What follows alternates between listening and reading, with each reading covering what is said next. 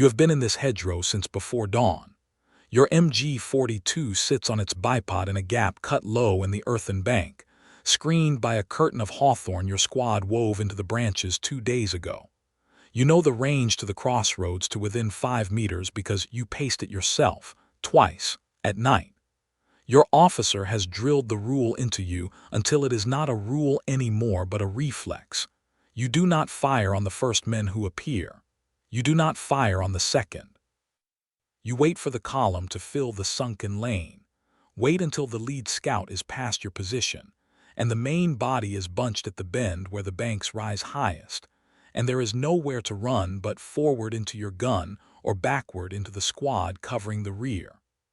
Fire discipline is the whole of your training distilled into one word, and you have practiced it under live fire, under the boots of instructors who considered a soldier who shot early to be worse than a soldier who missed. It is the last week of June, 1944, in the Bocage country south of Cairnton, Normandy. The hedgerows here are not decoration. They are earthen walls 3 and 4 feet thick, centuries old, crowned with brush and roots so tangled that a tank cannot climb them without exposing its belly, and a man cannot see more than 1 field ahead in any direction. Your company commander has told you correctly that this terrain was built by God for the defender and rented out to whichever army arrives second. You believe him. You have already watched it work. Movement now at the tree line 200 meters up the lane, a single figure, then a second 10 meters behind, moving in the low crouch American infantry favor when they suspect contact but have not found it. This is the moment your training exists for. You do not fire. You watch the scout cross into the field ahead of you. Watch him signal something back with his hand low against his hip. Watch a third and fourth man start forward from the tree line in the loose spacing of a squad that has learned, the hard way, not to bunch up in open ground. Then the scout does something that is not in your manual. He stops in the middle of the open field in full view and begins waving both arms overhead, the exaggerated theatrical motion of a man calling for help or calling attention to something on the ground in front of him. Your finger finds the trigger before your mind finishes the thought. It looks like a man who has found a wounded comrade. It looks like a man exposed and unaware. Every hour of training you have ever received tells you this is your chance and it will not come twice. You fire. The tracer stream goes exactly where you aimed it and hits nothing but the dirt around a man who is already diving sideways into the ditch he identified an hour ago, before he ever stepped into that field, as the only cover for 40 meters in either direction. He was never exposed. He was bait, and the wave of his arms was not distress. It was a signal to the platoon behind him, dug in and waiting at the tree line with a bazooka team already laid on your muzzle flash. Your position, camouflaged for 3 days, held in perfect discipline through 2 prior probes, is gone in the 4 seconds it took you to answer a gesture that meant nothing at all except "Here I am. Come and get me." This is a story about a decision that took less than a second and was shaped by a truth almost nobody in either army liked to say out loud. The more perfectly a soldier is trained to wait for the ideal shot, the more perfectly he can be told when to take a bad one. The trick that beat German ambush discipline in the hedgerows of 1944 was not a new weapon or a clever piece of engineering. It was old. It borrowed from tactics American riflemen had used against European regulars 170 years earlier, dressed up for a new war, aimed at the same weakness it had always been aimed at. Patience is a virtue only until someone learns exactly what will make you abandon it. German veterans who survived these encounters and were later debriefed by Allied intelligence had a word for it, used again and again in post-war interviews and captured after-action reports: unfathomable, unfathomable, a thing that should not have worked and did. To understand why it worked, you first have to understand what the German ambush teams operating in Normandy in the summer of 1944 actually were because the myth of the trick is worthless without the truth of what it defeated.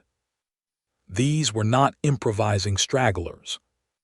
By 1944, the Wehrmacht had spent 5 years refining small unit ambush doctrine across terrain that ranged from the steppe to the Ardennes, and the infantry manuals that governed hedgerow defense descended from the broader Ausbildungsvorschrift für die Infanterie training doctrine.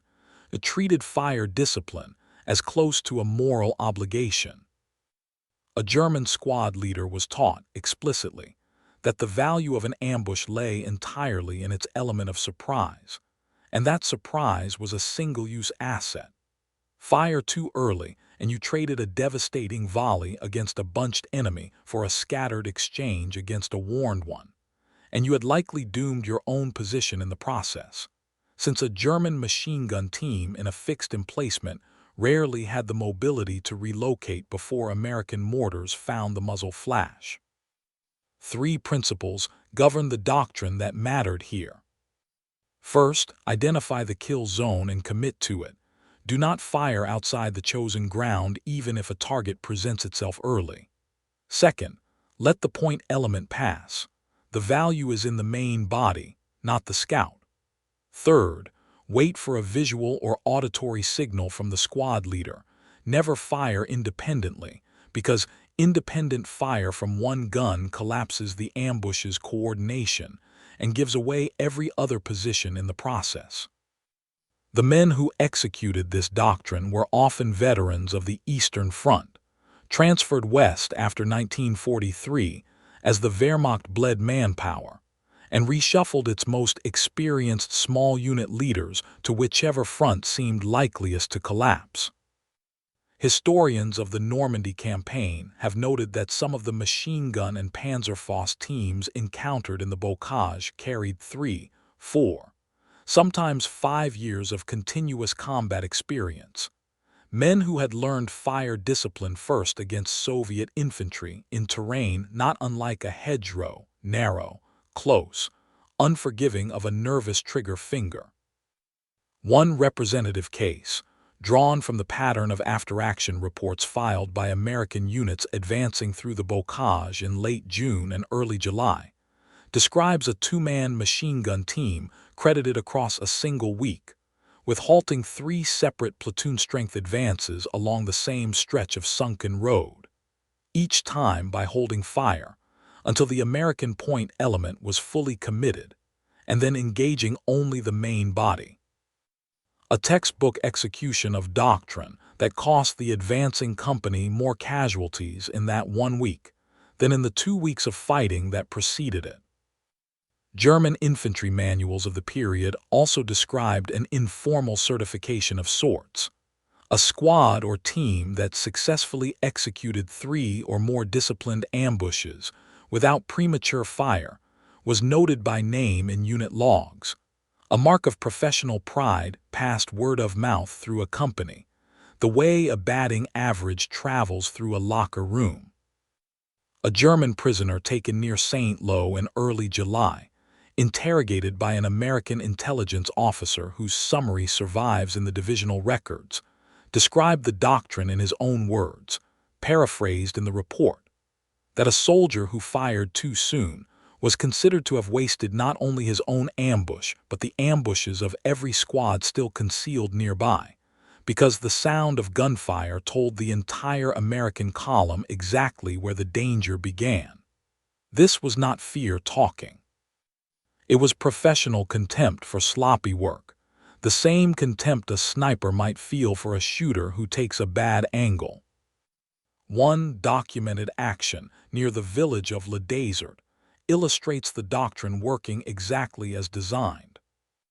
An American rifle platoon advancing along a hedge-lined lane was allowed to pass 2 successive machine gun positions entirely undetected, the Germans holding fire through both, until the platoon reached a junction where 3 guns opened simultaneously on a prearranged signal, pinning the entire unit for the better part of an afternoon and inflicting casualties before American mortar fire, called in blind against the muzzle flashes, finally broke the position.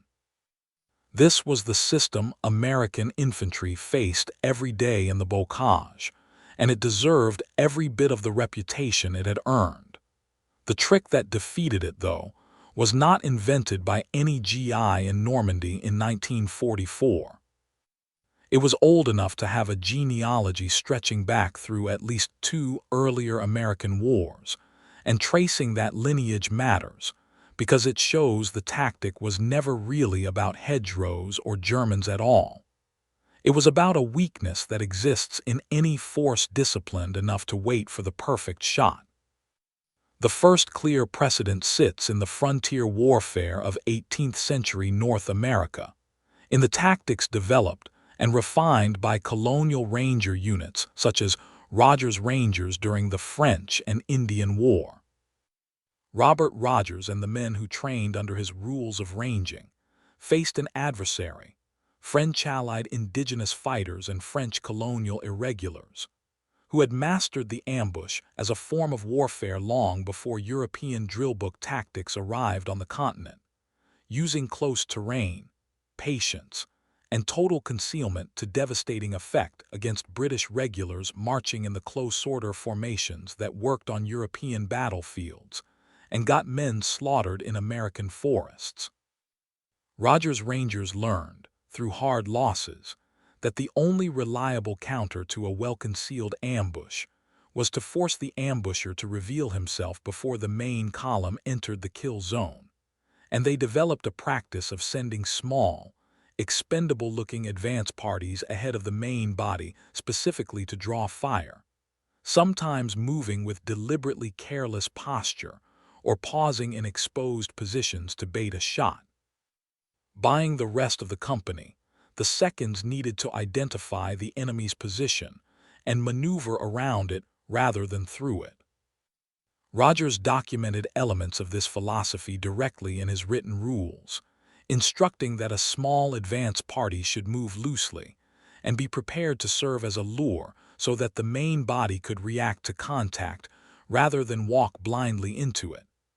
The earliest written American doctrine, arguably, on the principle of trading a controlled, minor exposure for the enemy's uncontrolled, major one. Rogers' method depended on something that would resurface, almost unchanged, in the bocage a century and a half later. The recognition that an ambusher's silence was itself a kind of commitment, a bet the ambusher had already placed on the belief that the next thing he saw would be worth revealing himself for.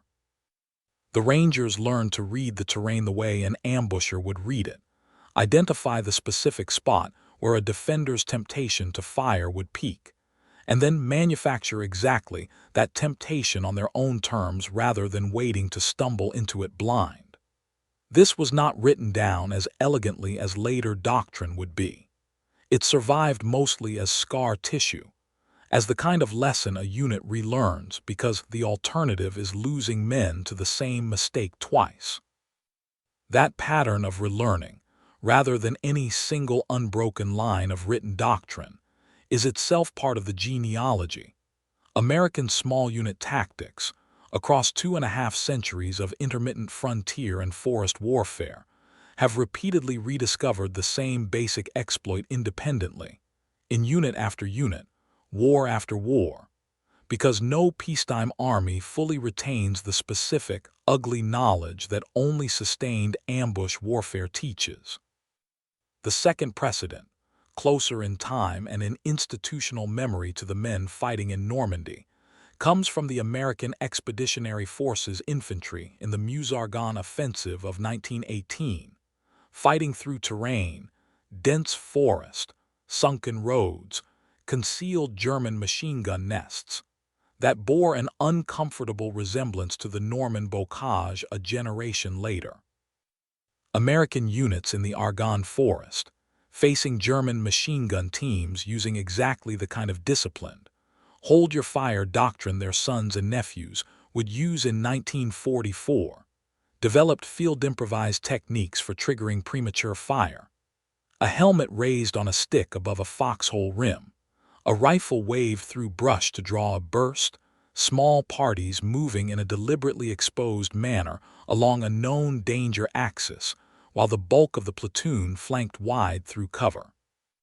Some accounts from veterans of the Lost Battalion's ordeal and the fighting around the Argonne's ravines describe runners and forward scouts adopting deliberately irregular, halting movement specifically because a steady, confident advance drew fire faster than a hesitant one. An inversion that junior officers noted and passed on informally, since nothing in the pre-war infantry manuals had prepared them for it. Veterans of the Argonne fighting who went on to serve as instructors at American training camps in the interwar years carried this lesson forward as informal doctrine, not written into a manual with the force of regulation, but passed the way most infantry wisdom is passed, from an old sergeant to a new lieutenant standing in a foxhole, in the specific, practical language of survival rather than the abstract language of a textbook. The interwar U.S. Army, starved of funding and preoccupied with mechanization theory through the 1920s and 1930s, had little institutional appetite for preserving small unit ambush counter lessons that read, on paper, as minor footnotes to a war everyone wanted to forget. What had not crossed from 1918 to 1944, in any formal sense, was a codified American tactic for defeating hedgerow ambushes specifically, that had to be relearned, improvised, and taught unit to unit all over again in the first bloody weeks of the Normandy campaign, exactly as it always had been, because this kind of knowledge rarely survives peacetime intact. It survived instead in the instincts of a handful of officers and non-coms who had either fought in these older wars themselves or been trained by men who had, and who recognized, watching their own men die in the bocage in June of 1944, a problem their grandfather's generation had already solved. The mechanism, stripped down to its mechanics, worked like this. A German machine gun or rifle team concealed in a hedgerow was trained to key on one specific pattern above all others. A column of men advancing in file or loose formation along a lane or field edge, moving with purposeful, alert caution, because that pattern told the ambusher he was watching the main body of an organized unit worth waiting for. What American squads learned to exploit was that the same trained eye that could recognize a disciplined advance could also be fed a false positive, a lone figure or small pair moving in a pattern that read, unmistakably, as an exposed, distracted, high-value target, a man who appeared to have found a wounded comrade, a man who paused to signal urgently, a man who broke from cover in a way that looked like panic or improvisation rather than doctrine.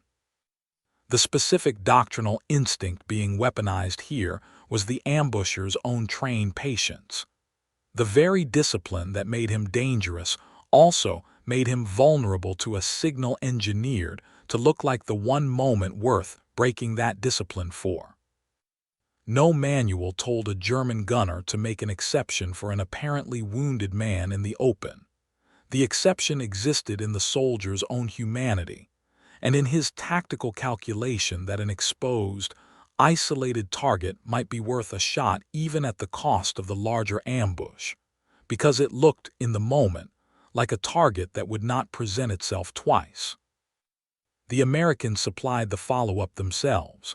A squad or platoon held just out of the gunner's sightline, watching for the muzzle flash the bait was designed to provoke, ready to close in with a bazooka team, a flanking rush, or a called-in mortar fire mission the instant the position revealed itself. The German ambush was built to win a symmetric contest, my concealment against your ignorance of my position. The American counter refused that contest entirely and converted it into an asymmetric one. My visible, expendable-looking exposure against your trained inability to resist a target that looks like an opportunity. This tactic did not stay confined to the crossroads outside Le Desert. It spread through the 1st Army's infantry divisions across the bocage fighting of late June and July 1944, largely by word of mouth and by the brutal efficiency of imitation.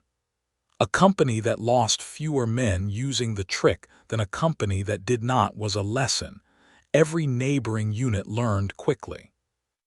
Near St. Lo, in the 2nd week of July, as the 29th and 35th Infantry Divisions pushed south through some of the densest hedgerow country in the entire campaign, platoon leaders began formalizing what had started as individual improvisation, assigning specific two-man teams the explicit job of drawing fire at known danger points identified by earlier reconnaissance, while the bulk of the platoon moved parallel through an adjoining field rather than straight up the exposed lane. Photographs taken by combat correspondents attached to these divisions in early July, some later published in wartime press packages, show American squads moving in the staggered, cover-hugging formation that became standard practice specifically because the old close-file advance had proven so lethal against German gun positions. The terrain here mattered enormously. The bocage's compartmentalized fields, each one a near-sealed box bounded by earthen walls, meant that a German position covering one lane was frequently blind to the field one hedge over, which gave the flanking element cover to close the distance while the bait held the gunner's attention. Further south and east, as the campaign moved into the more open, rolling country beyond the immediate bocage belt in late July and early August during the breakout operations, the tactic adapted rather than disappeared. With less hedgerow cover to hide a flanking element, units increasingly paired the human decoy with vehicle-mounted or radio-relayed artillery, using the bait not just to draw a rifle or machine gun shot, but to draw the muzzle flash into a mortar observer's sightline, converting a single infantryman's exposure into a fire mission that could neutralize a position in under 2 minutes. One officer's account, filed in a divisional history compiled after the war from unit records and veteran testimony, described using a jeep driven at deliberately reduced speed along a suspected ambush road, its lone occupant visibly exposed above the dash, specifically to provoke fire that a forward observer, positioned well off the road with a direct line to a battery of 105 howitzers, could then plot and answer within moments. The decoy's exposure lasting seconds rather than the extended risk of a foot patrol. This variation mattered because the breakout phase of the campaign moved faster than the earlier hedgerow fighting had, and a technique built around a slow, patient foot patrol drawing fire before a flanking squad could close the distance was too slow for units now measuring daily progress in miles rather than fields. Folding the bait into a vehicle and artillery loop let forward elements keep pace with the advance without abandoning the tactic that had kept casualties down through July. Divisional records from this period also describe a variant used by engineer and reconnaissance elements attached to armored columns, in which a single scout vehicle would advance to a suspected choke point, halt in a position calculated to look like mechanical trouble or driver hesitation, and hold there just long enough to draw fire before reversing out of the kill zone. The visible breakdown, serving the same function the wounded man ruse had served for dismounted infantry. Exploiting the same instinct in a German anti-tank or machine gun crew to take a shot at an apparently stalled, vulnerable target, rather than let it withdraw unchallenged. Casualties among the men who volunteered or were assigned to drive these decoy vehicles were not negligible, and unit records from several armored reconnaissance troops operating between Avranches and Morton in early August note replacement drivers being rotated into scout cars specifically, because the preceding driver had been wounded or killed, performing exactly this function days earlier. A quiet, largely undocumented cost that sat behind the tactic's overall success rate. In the autumn of 1944, the tactic reappeared in a starkly different environment. The Huichin Forest, where dense fir stands and near-zero visibility created ambush conditions that in some ways exceeded even the bocage for a concealed defender's advantage. German positions here, dug into forest floor bunkers reinforced with logs and often invisible until a man was within a few meters, forced American units to adapt the Bataan flank principle to near-blind conditions, using noise and deliberately clumsy movement rather than visual signals to provoke a position into firing, since visibility rarely extended more than 20 or 30 meters through the trees. It was here, in late November 1944, that the tactic's cost became sharply visible in the case of Private First Class Everett Doyle, a 20-year-old infantryman with the 4th Infantry Division, serving as the forward element of a two-man bait team during an advance through the forest near Grosshow. Doyle's team drew fire successfully from a concealed German position on their second attempt, exposing the gun's location to the flanking squad. But Doyle was hit in the initial burst and died of his wounds before evacuation could reach him through the forest's tangled undergrowth. One of thousands of American soldiers who fell in the Huichin's brutal, close-quarters fighting. And a reminder that the tactic's success in revealing an enemy position never eliminated the very real danger to the man doing the revealing.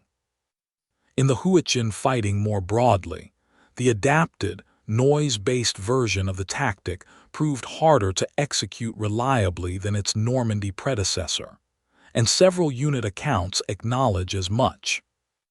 With visibility often reduced to a few meters by fog, snow, and the sheer density of the fir stands, a bait team frequently could not be certain a German position had actually seen the exposure that was meant to provoke it, and more than a few forward elements drew fire without ever having intended to serve as decoys at all, simply by blundering into range.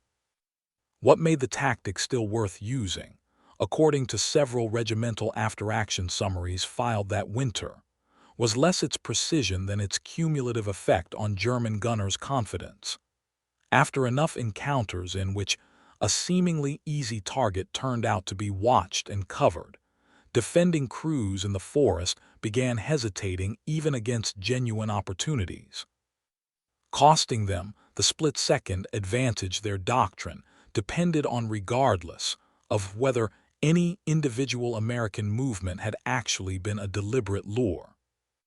The tactic surfaced once more during the German Ardennes counteroffensive in the winter of 1944 and 1945, when American units counterattacking to retake ground lost in the initial German push found themselves again facing well-disciplined German ambush teams, some of them the same veteran formations that had fought in Normandy 6 months earlier, now defending narrow forest roads and village approaches in the Ardennes highlands under conditions of deep snow and brutal cold that added their own layer of difficulty to any advance.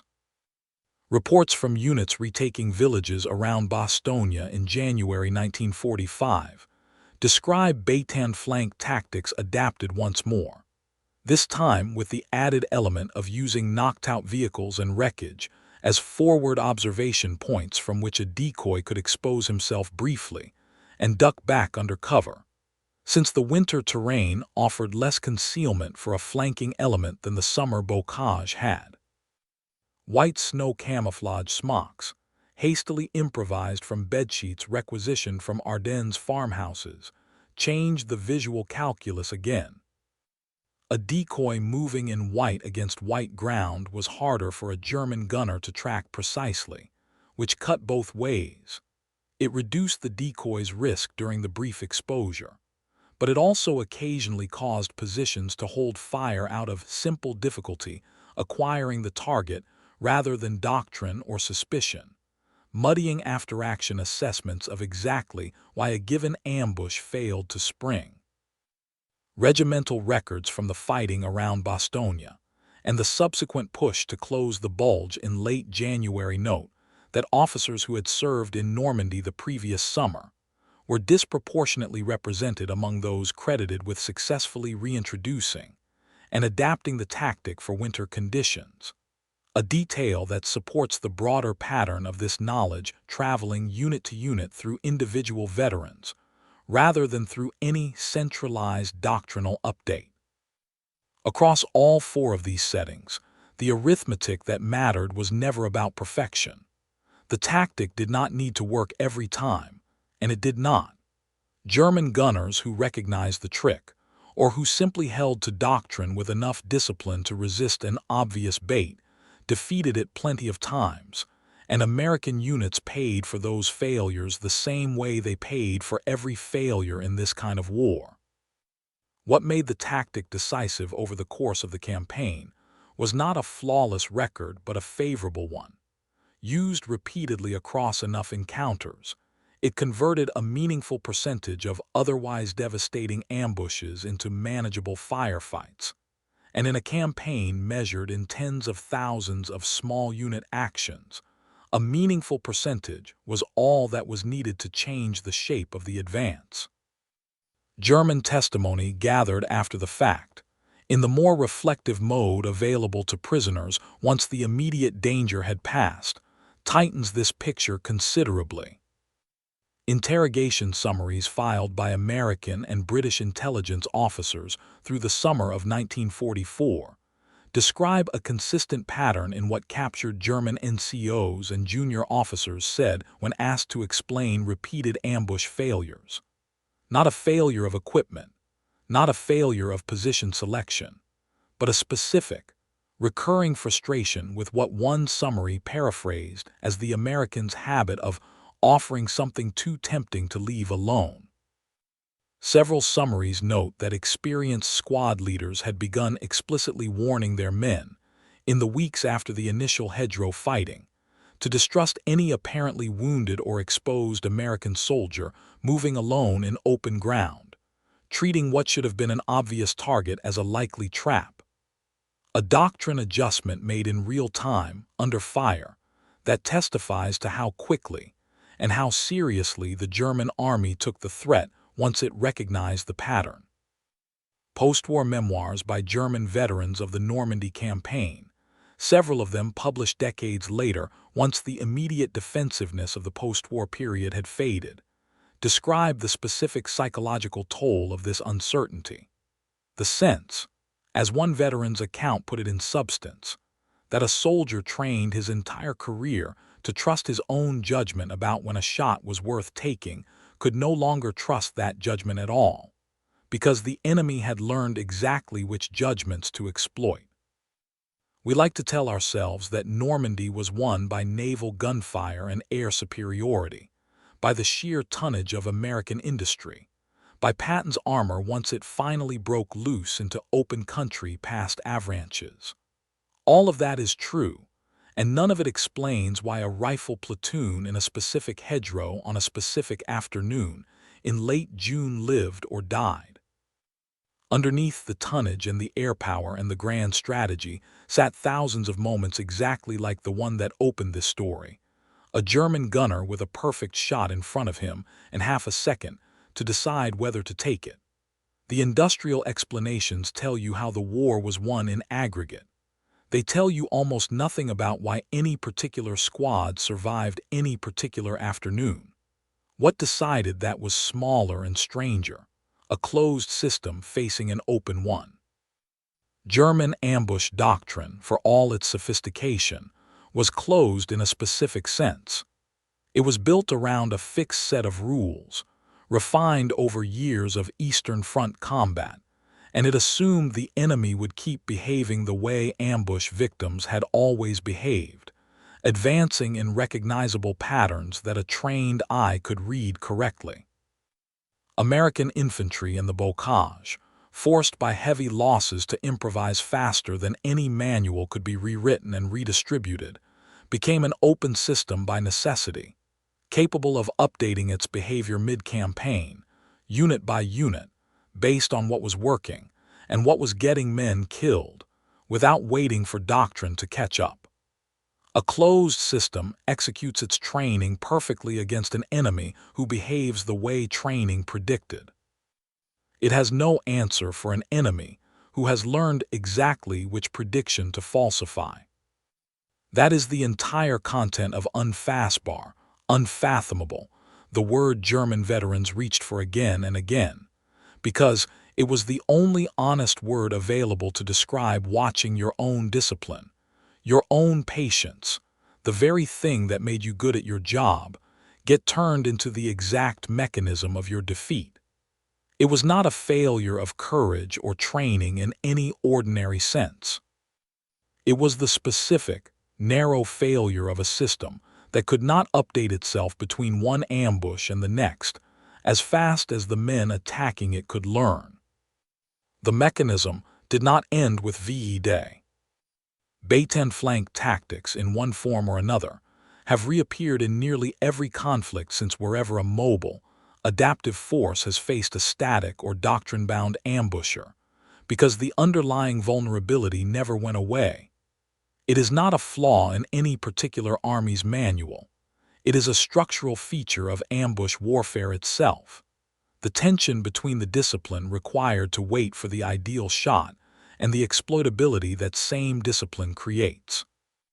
American and coalition forces operating in Iraq and Afghanistan in the 2000s and 2010s developed and documented their own descendants of the tactic under the doctrinal label of reconnaissance by fire and decoy patrol techniques, using deliberately exposed probing elements, sometimes vehicles, sometimes small dismounted teams, specifically to provoke insurgent ambush positions into revealing themselves before the main element entered a suspected kill zone.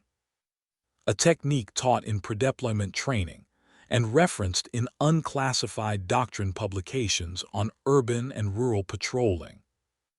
The tools changed completely: thermal optics, quick reaction helicopter support, real-time overhead surveillance feeding a screen a mile away instead of a runner sprinting back with a hand signal. But the core exploit stayed exactly the same. Offer something a disciplined, waiting adversary cannot resist looking at twice, and use the half-second he spends looking against him. The mechanism endures across 80 years and entirely different wars for the simplest possible reason: human attention and human discipline, and the specific, narrow gap between them, have not meaningfully changed. The verdict when you set doctrine against doctrine is not close. The German ambush teams that fought through the Bocage in the summer of 1944 possessed, by any technical measure, the superior training, the superior discipline, and the more sophisticated understanding of small unit tactics on paper. What they did not possess, and what no closed system built for a symmetric contest can possess by definition, was an answer for an opponent who refused to play the game the manual assumed he would play. The Americans did not out-train the German ambush teams in the Bocage. They out-adapted them, week by week, hedgerow by hedgerow, using a trick old enough to have already worked once against British regulars in a colonial forest 2 centuries earlier. Somewhere behind that gap-cut hedge, outside a crossroads that no map remembers by name, a gunner who did everything his training told him to do watched his own patience get read, understood, and used against him by a man lying still in a ditch he had picked out an hour before anyone even reached the field. The gun that fired first was never the one that mattered. The one that waited to see what the wave meant, that was the one still standing at the end of the war. If this story changed how you see what discipline is actually worth on a battlefield, please subscribe and like the channel. We are excavating the history that time tried to bury.